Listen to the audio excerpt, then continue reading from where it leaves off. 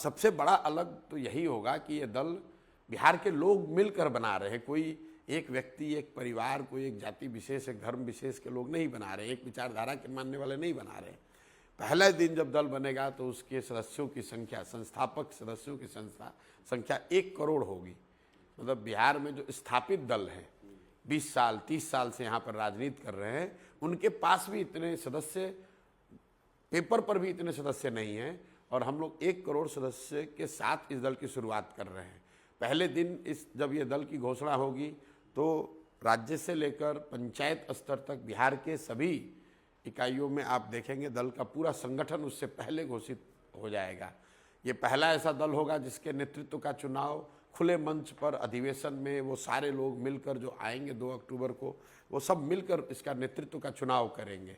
ये पहला ऐसा दल होगा जिसके बनाने में, जिसको चलाने वालों में, जिसके नेतृत्व में समाज के सभी वर्गों की उनकी जनसंख्या के हिसाब से उनकी भागीदारी होगी। ये पहला ऐसा दल होगा जिसमें उम्मीदवारों का चयन किसी नेता के द्वारा नहीं किया जाएगा, सर्वे के द्वारा नहीं किया जाएगा, बल्कि इस दल के बनाने वाले लोग हर क्षेत्र में बैठेंगे और दलों के उम्मीदवारों का चयन करेंगे। जन स्वराज की मूल भावना ये है, और इस बात को एकदम ध्यान से सुन लीजिए, हर समाज में काबिल व्यक्ति हैं, हर समाज में उच्छृंखल बदमाश लोग भी हैं, और हर काबिल आदमी किसी न किसी समाज का है। भाई जाति तो जन्म के साथ ही जुड़ गई आपके साथ, तो जो भी काबिल है वो किसी जाति का भी होगा। अगर बनाने वाले के नियत में खोट ना हो, बांटने वाले के नियत में खोट ना हो, तो ये संभव है कि आप हर समाज के काबिल लोग को लाकर उसकी संख्या के आधार पर उसको भागीदारी दे दें, हिस्सेदारी दे दें।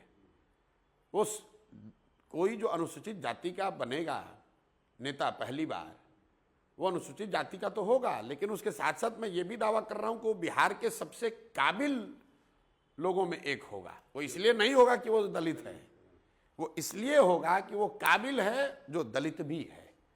वो अति पिछड़ा समाज का वो आदमी इसका नेतृत्व करेगा जो अति पिछड़ा तो होगा, लेकिन वो सर्व समाज में सबसे काबिल व्यक्ति भी होगा। वो सोच है, उसको आप लोग देखिए। जाति की राजनीति करना और जातियों को समझना दोनों में फर्क है। हम लोग जन स्वराज जाति और समाज की विभिन्न पहलुओं को, सच्चाई को समझकर उससे क्या बेहतर बनाया जा सकता है वो प्रयास है। उसको एक्सप्लॉइट करके लोगों को झगड़ा लगाकर वो उनका वोट लेने का प्रयास नहीं है। नीतीश कुमार से राजनीतिक तौर पर राजनीतिक धूर्त नीतीश कुमार की जब का इतिहास लिखा जाएगा तो मुख्यमंत्री के तौर पर जो आकलन है वो तो है, लेकिन नेता के तौर पर उनको विशुद्ध राजनीतिक धूर्त आदमी है। प्रशांत किशोर को अपने कब्जे में रखना है, इसके लिए जाकर बयान दे दो कि ये तो बीजेपी का आदमी, हम बीजेपी के कहने पर हमने इसको उपाध्यक्ष बनाया था। क्यों? कि हमारे ही पास रहे, हमारा काम करता रहे। कि बाहर जाएगा इसका क्रेडिबिलिटी खराब कर दूंगा।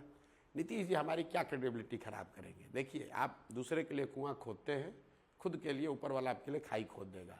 जिस नीतीश कुमार को करीब करीब संन्यास की स्थिति से उठाकर मैंने सिंहासन पर बैठाया था, ये आदमी हमारे लिए अगर गलत बोलते हैं तो ऊपर वाला है उसको अपना हिसाब कर देगा, हमको बोलने की जरूरत नहीं है।